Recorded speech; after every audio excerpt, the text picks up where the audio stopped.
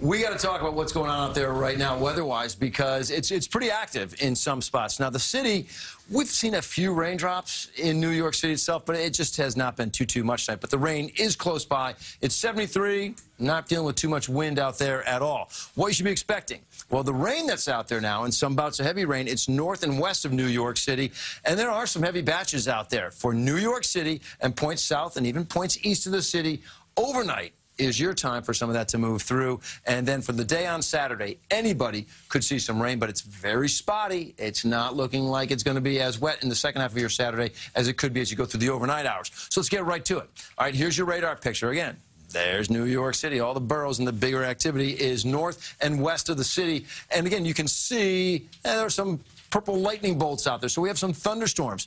Here's your bigger picture. And this is important to show you because the heaviest activity now is this batch that stretches anywhere from Harrisburg to Allentown, in now to our area, Warren County and Sussex County as well.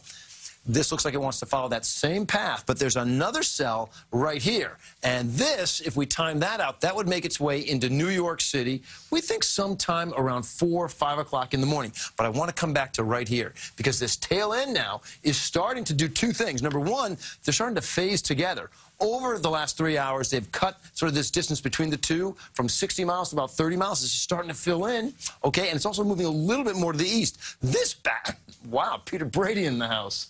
This batch could make its way into New York City, we think, around 4 o'clock. Earlier for places like Patterson, around 2:42. Troy Hill's about 2:18. So could be sort of a rough overnight. And again, we still have this cell that's also down around Baltimore, stretching towards Dover and even Washington, D.C. So when does it end? Well, a couple of stories there. First, you'd want to track the trail edge. And if we can do that, let's just give you an idea of when it would just be finished altogether. And New York City, it says about 7:55 in the morning. Is there anything after that? Well, the actual front itself is still back here.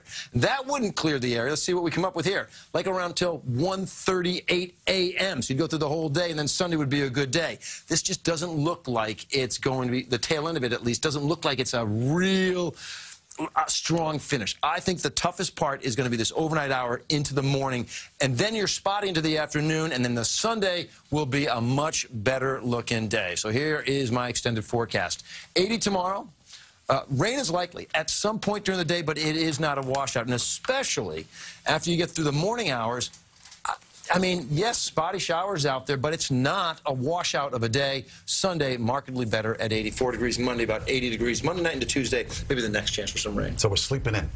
That's what I think is going on. Why not? A little rain on the roof sounds good. Excuse. Yeah. Thanks, Lonnie.